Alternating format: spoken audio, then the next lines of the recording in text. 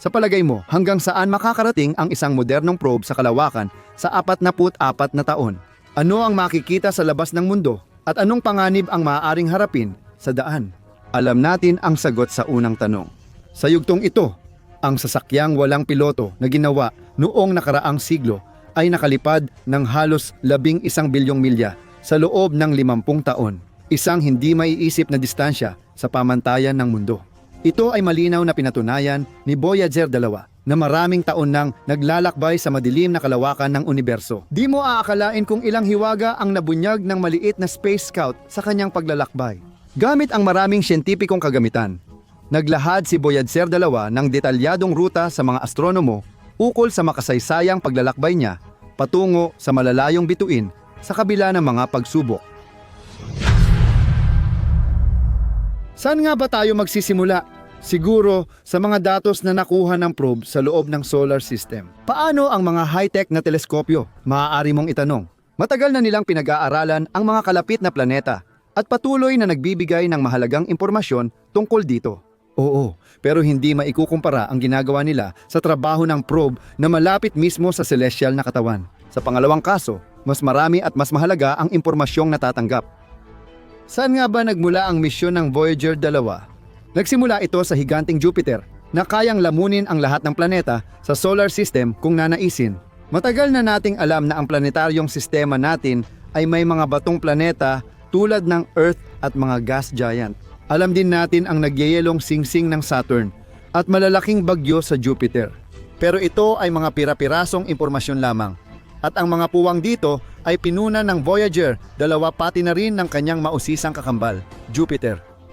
Nagsimulang magpadala ng larawan ng Jupiter ang Voyager 2 sa daigdig noong Abril 24, 1979. Ang mga unang ipinadalang larawan ay tungkol sa magulong atmosfera ng higanting gas.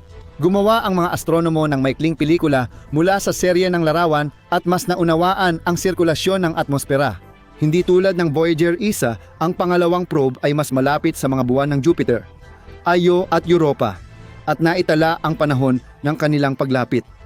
Bilang resulta, nakakuha tayo ng kamanghamanghang mga larawan ng malawak na sistema ng Jupiter, kabilang ang malinaw na imahe ng mga buwan nitong si Callista, pati na rin sina Ganymede, Europa at Io at Amalthea.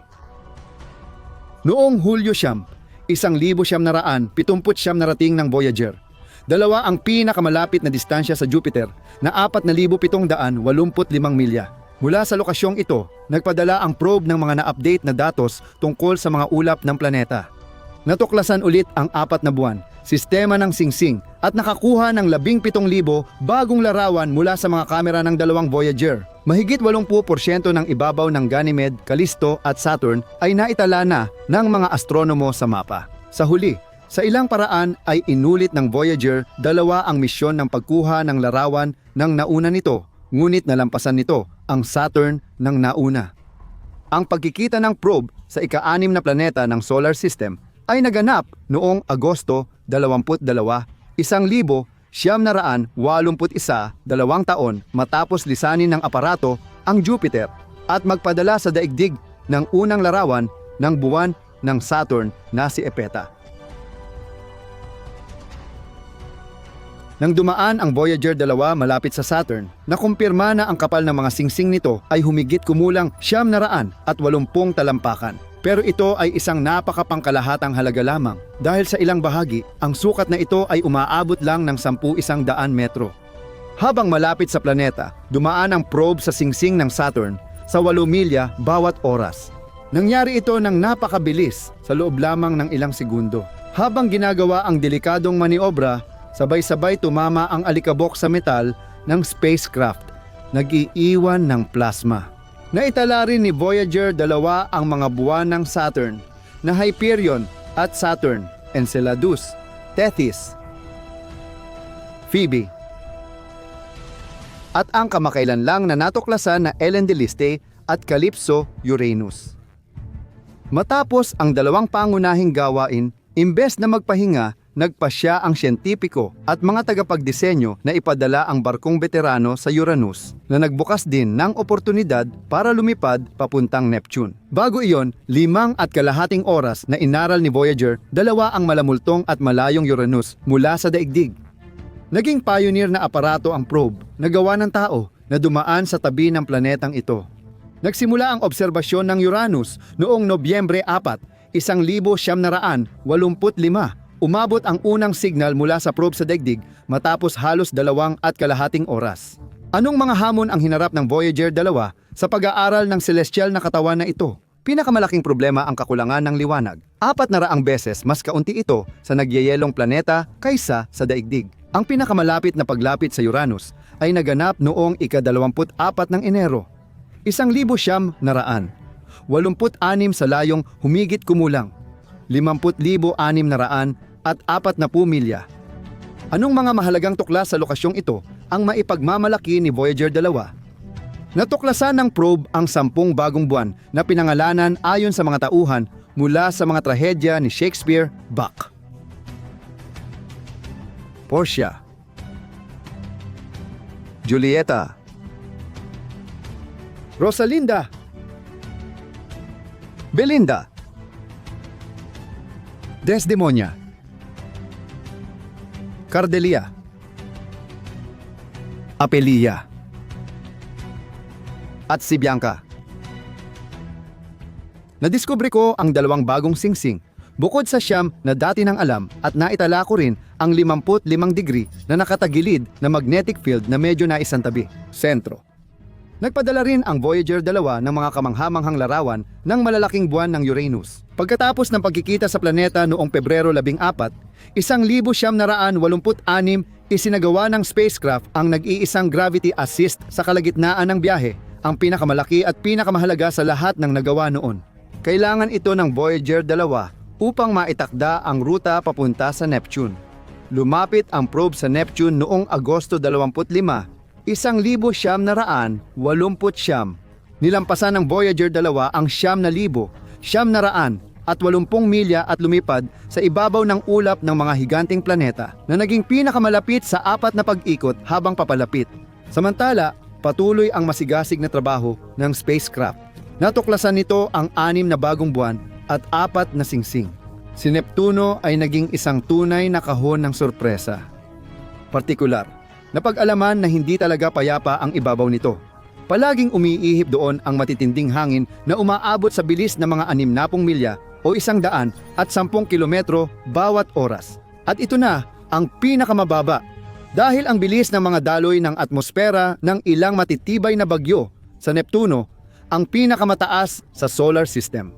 Umaabot ng hanggang 2,000 at 400 kilometro bawat oras. May nalaman ba ang sonda tungkol sa atmosfera ng Neptuno? Ipinakita ng mga instrumento na ang pinakakaraniwang elemento ay hydrogen, kahit na may methane din sa atmosfera na nagbibigay sa Neptuno ng kaakit-akit na asul na kulay. Sa larawan, makikita ang 3 malalaking istruktura, posibleng mga bagyo, ang malaking at maliit na madilim na batik at ang scooter. Nakunan din ng Voyager 2 ang larawan ng Triton, ang pinakamalaking buwan ng Neptuno at pinakamalamig na kilalang katawan sa solar system, pati cryovolcano na naglalabas ng nitrogen sa ibabaw ng planeta.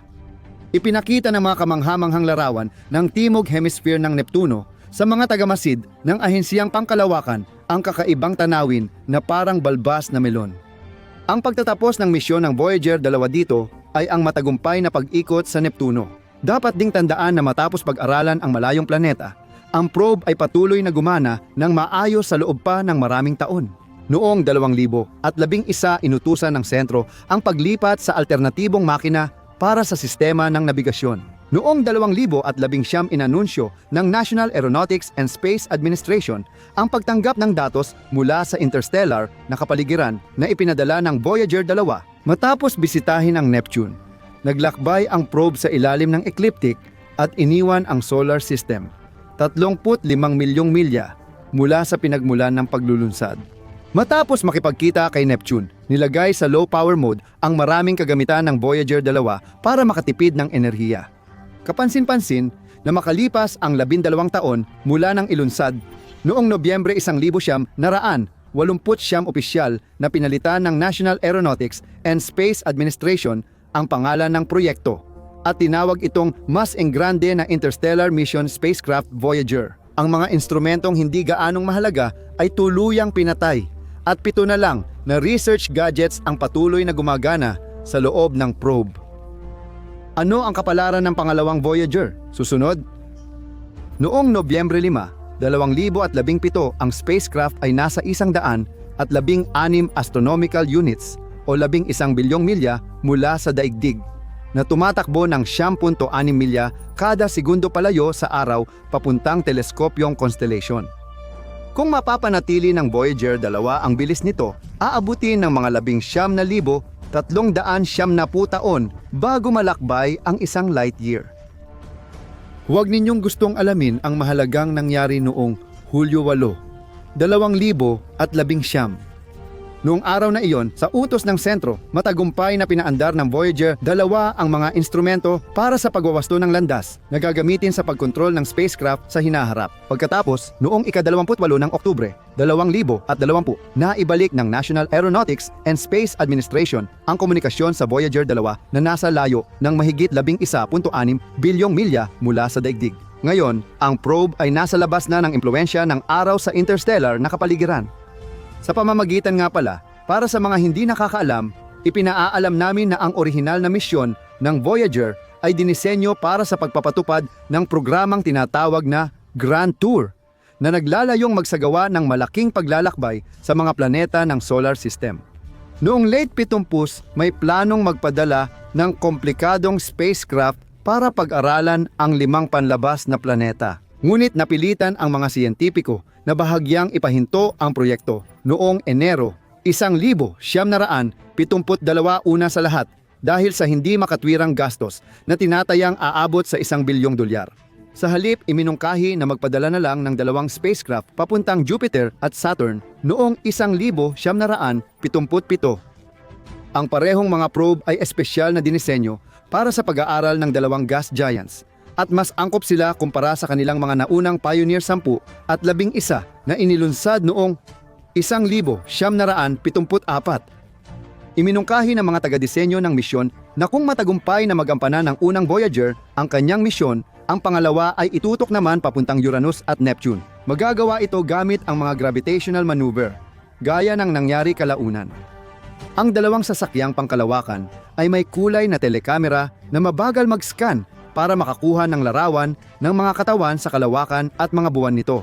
Ang mga aparato ay may iba't ibang instrumento para mag-record ng magnetic, atmospheric, satellite at iba pang datos sa mga planeta at buwan. Ang parehong sasakyang pangkalawakan ay mula sa lumang modelo ng Mariner. Hanggang Marso 7, 1977, tinawag silang Mariner 11 at Mariner 12 inanunsyo ni James Fletcher ng National Aeronautics and Space Administration na papalitan ang pangalan ng mga ito bilang Voyager. Interesado ang lahat sa ginagawa ni Voyager 2 ngayon. Sa madilim na kalaliman ng kalawakan, sa bilyon-bilyong milya mula sa ating tahanan, ang sasakyang pangkalawakan ng National Aeronautics and Space Administration na Voyager 2 ay naging mahalagang bahagi ng mga pananaliksik sa astronomiya bilang pangalawang probe na kailanman ay sumabak sa interstellar na kalawakan. Pero siyempre, ang ganitong misyon ay hindi rin nakaiwas sa mga problema. Noong Nobyembre 2018, patuloy ang komunikasyon ng National Aeronautics and Space Administration sa probe. Ngunit isang araw ay hindi na nila ito makontak, na labis nilang ikinagulat. Bago ito, may naganap na walang kapantay na pangyayari noong ika-28 ng Enero 2020. Ano ang nangyari? Inatake ba ng alien ang sasakyang pangkalawakan o nilamon ito ng itim na butas? Hindi. Bigla lang tumigil ang probe. Nang huminto sa paggalaw, tumigil ang Voyager 2 mismo bago isagawa ang nakatakdang maniobra.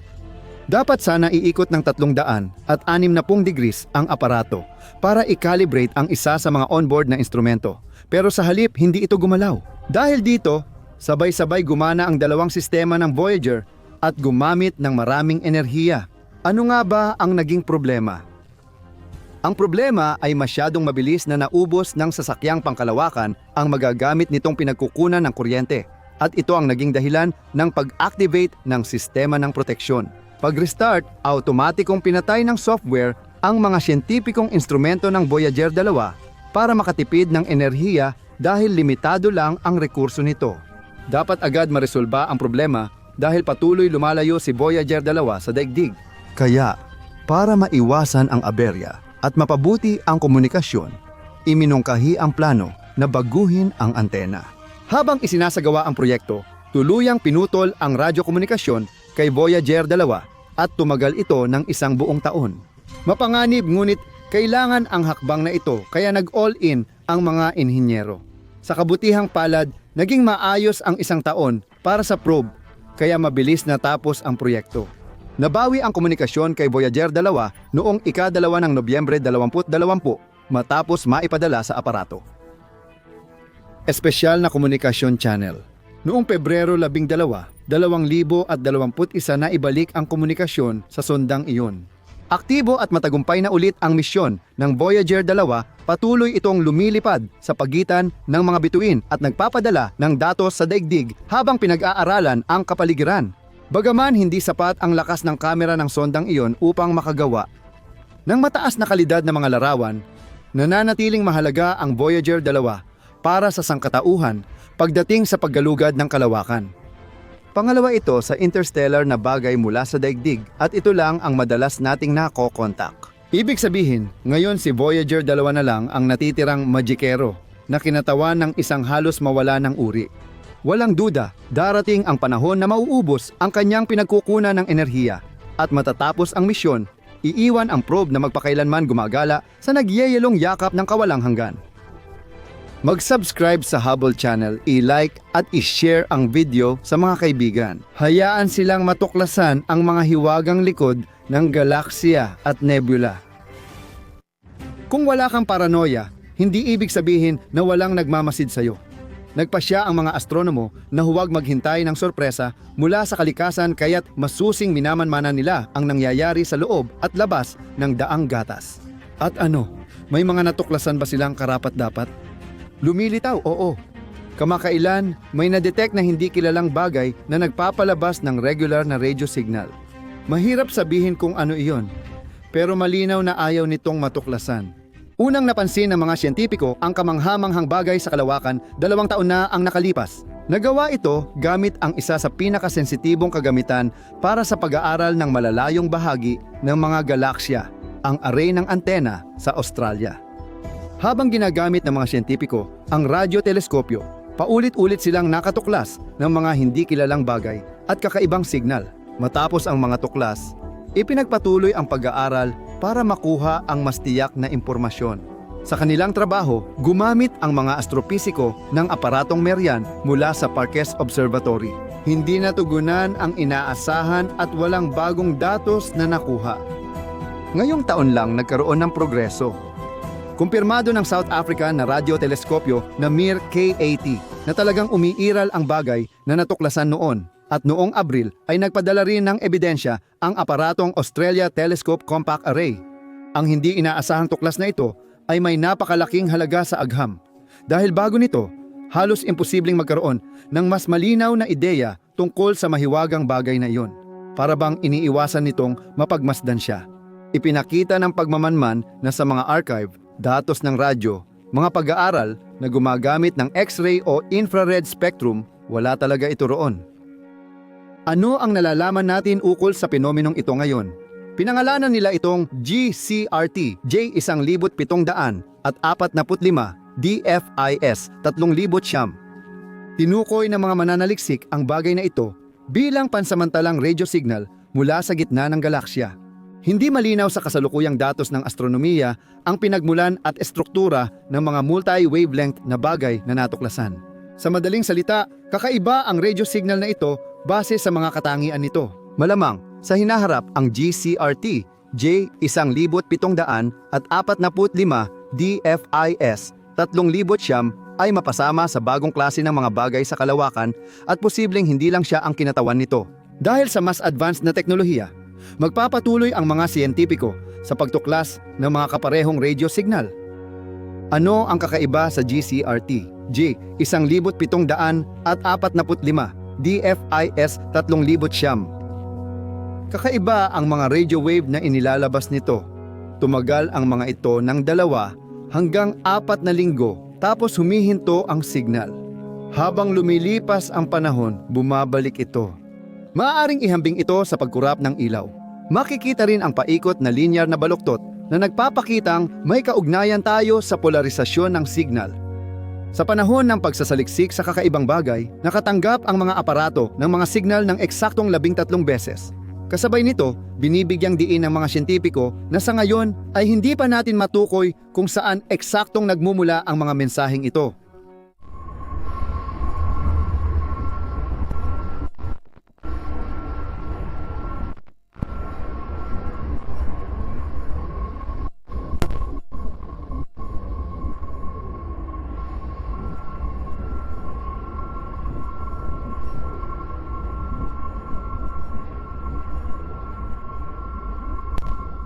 Ang tanging tiyak na alam ay hindi ito isang pulsar na may napakalakas na magnetic field.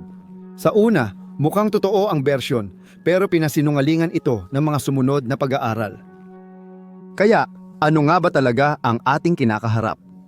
Alam natin na ang mga bagay sa universo ay magkakaiba pagdating sa haba ng radio wave. Ang mga bituin ng ilang dobleng sistema ay malapit sa isa't isa. Kung ang GCRT J1745300 ay ganoon nga, sana natuklasan na ito ng mga siyentipiko noon pa. Hindi rin ito kabilang sa mga supernova dahil magkaiba ang katangian. Kaya nananatiling bukas ang tanong sa klasifikasyon. Ang kalawakan ay hindi mahulaan at nitong mga taon maraming kakaibang bagay ang natuklasan doon. Halimbawa, kamakailan ay kumuha ng larawan ang teleskopyong Hubble ng bahagi ng nebula na Herbig Arrow, lalo na ng isa sa mga bagay nito. HH, isang-isang-isang, nakunan ito ng mga kamera na sensitibo sa malawak na alon ng liwanag. Naapektuhan ang pagbuo ng sektor ng Herbig Arrow ng batang mga bituin na may matinding aktibidad at paminsan-minsang paglabas ng napakainit na ionized na gas. Dahil dito, nawawala ng mga atomo ang kanilang mga elektron at nagiging electrically charged na estado. Ano ang nangyayari pagkatapos nito? Ang ionized na gas ay bumabangga sa mga interstellar na ulap na binubuo ng ibang mga gas at maliliit na partikulo. Nagaganap ang mga prosesong ito malapit sa batang bituin at napakabilis. Ano ang benepisyo ng pagsusuri ng impormasyon? Sa ganitong paraan, nalaman ng mga siyentipiko kung paano nabuo ang rehiyon ng mga bagay ni Herbig Arrow at naitala rin nila ang mga kaganapan na napakaikli ng buhay. Ilang libong taon lamang. Kung susuriin mabuti ang mga larawang ito ng nebula, makikitang mabilis silang dumadaan sa ulap ng gas, palayo sa pangunahing bituin. Sa loob ng ilang taon, napapansin ang malalaking pagbabago sa mga lugar na ito. Halimbawa, sa ilang partikular na lokasyon, mas mataas ang liwanag kumpara sa ibang bahagi. Isa sa mga kamera ng teleskopyong Hubble ay may mataas na sensitivity. Kaya nitong makita kahit ang maliliit na alon na hindi kayang makita ng ating mga mata. Tulad ng alam natin, sa Herbig Arrow ay may mga bagay na may mataas na liwanag, pero mahirap subaybayan ang mga nangyayari doon dahil natatakpan ng makapal na alikabok ang tanawin.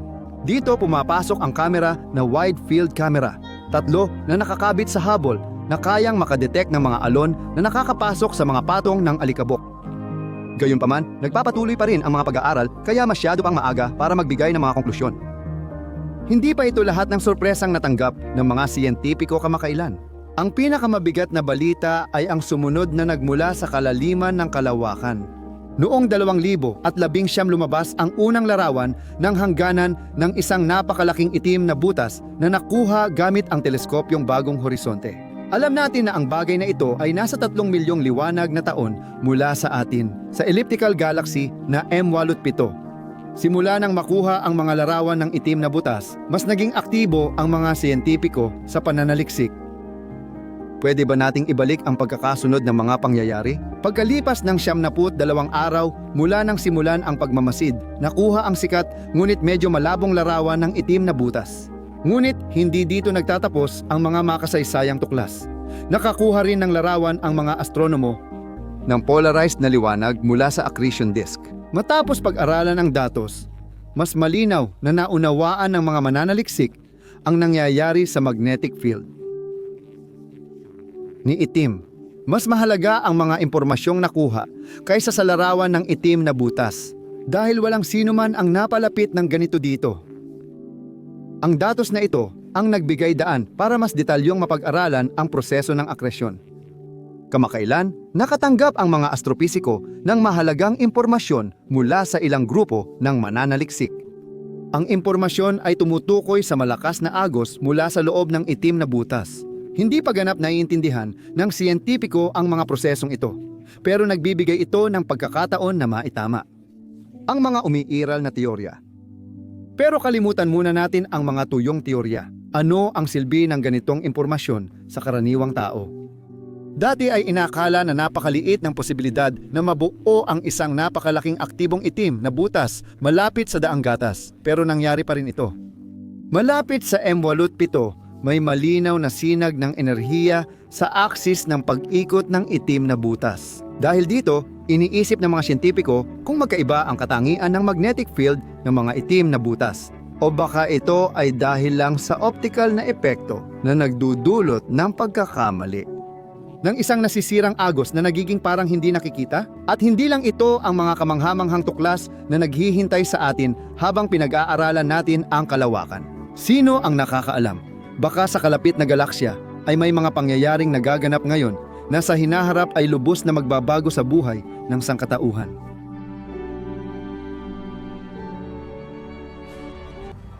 Namumuhay tayo sa panahon ng pananakop ng kalawakan.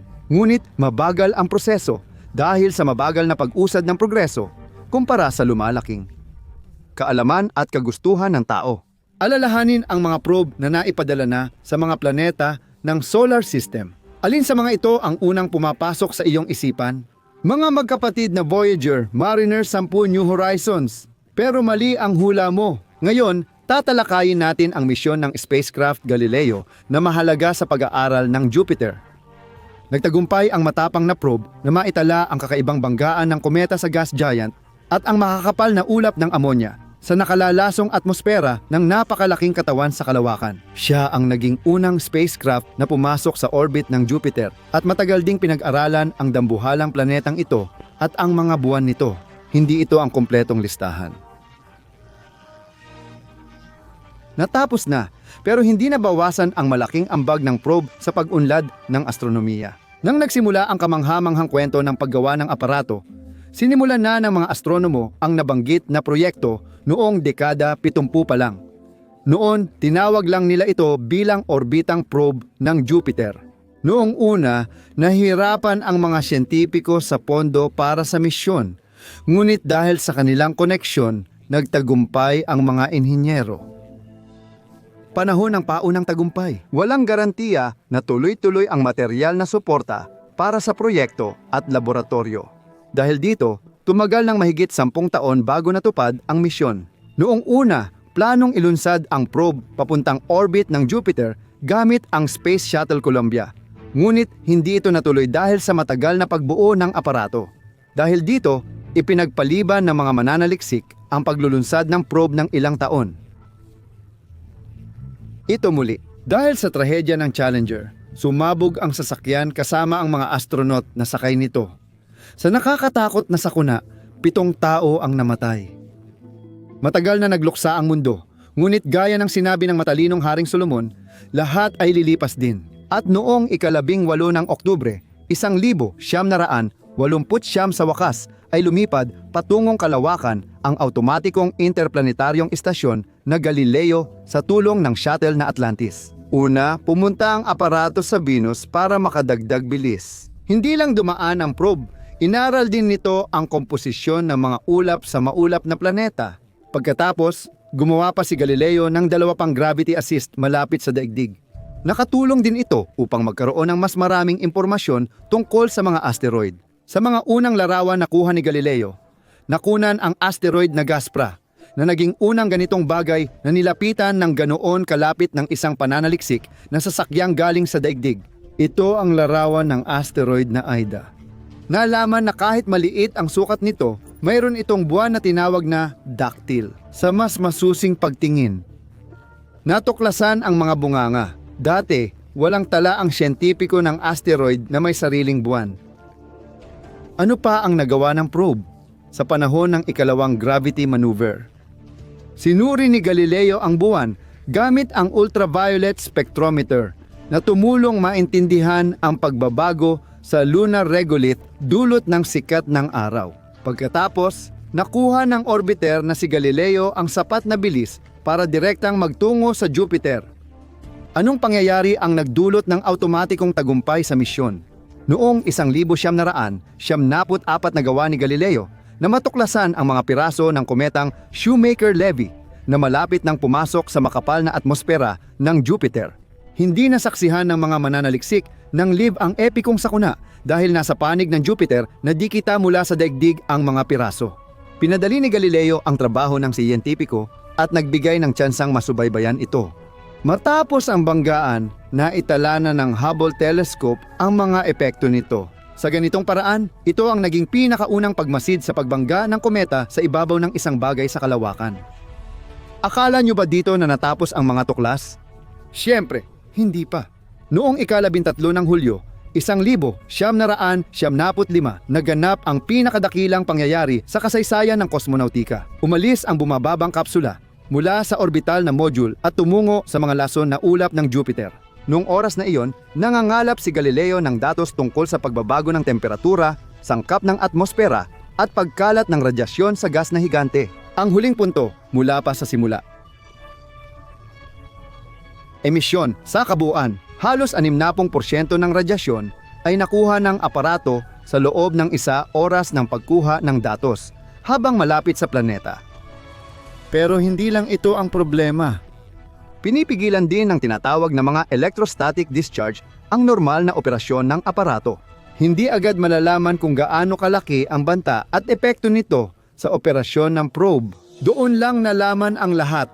Noong Disyembre 1975, dumaan si Galileo sa napakalapit na distansya mula sa buwan ng Jupiter na Io, kung saan ang grabidad nito ay tumulong upang mailipat ang probe sa tamang orbit. Natanggap ng orbital na aparato ang mga signal mula sa bumababang probe na napunta na sa atmosfera ng higanting gas. Makalipas ang wala pang 1 oras, nakasiguro ang mga astronomo na ang probe ay ganap na maayos at kayang mangolekta ng datos nang walang abala gamit ang pagmamanman sa atmosfera ng Jupiter. Huminga ng maluwag ang mga siyentipiko dahil hindi na sayang ang kanilang mahabang pagtatrabaho. Alam niyo ba kung ano ang nangyari pagkatapos ng balitang iyon? Umalingaw-ngaw ang malalakas na palakpakan. Umabot sa 10,000 katao ang nagtrabaho para matupad ang misyon. Kaya huwag nating husgahan ng mahigpit ang mga siyentipiko sa pagpapakita nila ng emosyon dahil talagang maintindihan natin sila. May nangyaring walang kapantay. Ang probe ng daigdig ay nakapasok sa lugar na hindi pa nararating ng alinmang kagamitang gawa ng tao. Ano kaya ang naghihintay sa impyernong kaharian ng malalakas na bagyo at asupre na ulan? Nang pumasok ang aparato sa atmosfera ni Pitera, ang bilis nito ay umabot ng halos 47 kilometro bawat segundo. Halos agad dahil sa kuno na hugis na panangga, nagsimulang bumagal ang probe. Kalaunan, ang pagbawas ng bilis ay tinulungan ng isang espesyal na parachute na may diametro na 2.5 metro. Labis na uminit ang ibabaw ng probe dahil sa proseso ng pagbabagal.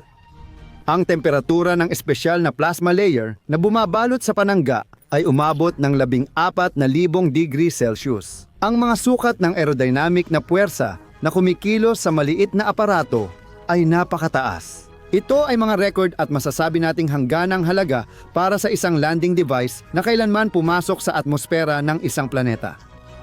Bago buksan ang parachute, inalis ng sondang si tail fairing at mga piraso na natira mula sa protective shield. Nangyari ito sa layong mga 18 kilometro mula sa gilid ng ulap na patong. Matapos nito, tuloy-tuloy nang nangolekta ng datos ng aparato tungkol sa atmosfera ng Jupiter at ipinasa ang mga ito sa orbiting module. Bilang resulta, nalampasan ng probe ang bahagi ng atmosfera na may kaunting piraso ng yelo at hydrosulfide, pati na rin ang kumpol ng mga ulap na tila binubuo ng nagyelong amonya.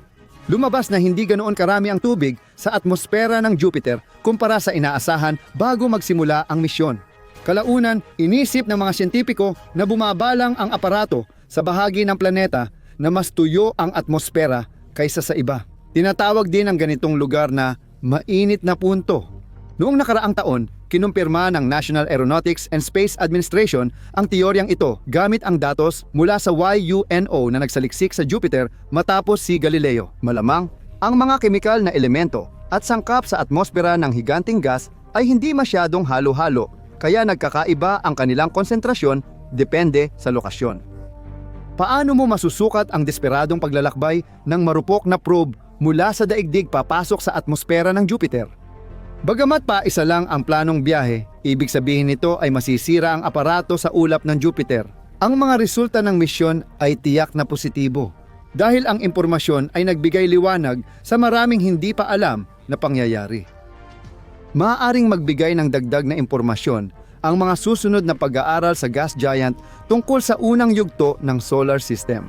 Posibleng si Jupiter nga ang unang nabuo at sa kanyang komposisyon ay may mga bahagi ng alikabok at gas na hindi nasipsip ng araw. Ano pa ang mga kaganapan na nangyari kay Galileo na dapat banggitin? Habang lumilipad, naranasan ng probe ang isang kidlat. Bihira ito sa Jupiter, pero napakalakas. Hindi masukat ang lakas. Kapag isinama pa ang 600 at 40 kilometro kada oras na hangin, lalabas ang nakakatakot na larawan. Ang kidlat sa Jupiter ay sanhi ng mga di pa natutuklasang maiinit na bahagi roon. Nadiskubre rin ng probe ang isang malakas na radiation belt na hindi pa alam ng agham na nasa 50,000 kilometro mula sa ibabaw ng mga ulap. Bukod sa mataas na antas ng radyasyon na mas mataas pa kaysa sa ibang mga sinturon, nadiskubre ng mga siyentipiko ang mga iyon ng helium na hindi nila alam ang pinagmulan. Huminto ang aparato sa pagkuha ng datos nang pumasok ito sa magulong lugar na may 153 degsi na temperatura at pressure na higit 20 bar. Malamang na ang atmosfera na pangunahing binubuo ng hydrogen at helium ay nakapasok sa loob ng aparato, ibig sabihin ay nawalan ng selyo ang probe. Dito nagtapos ang maikli ngunit mabungang pag-iral ng landing probe. Samantala, ang orbital module na Galileo ay lumipat sa mataas na elliptical na orbit, kaya naging isang artipisyal na satellite ng Jupiter.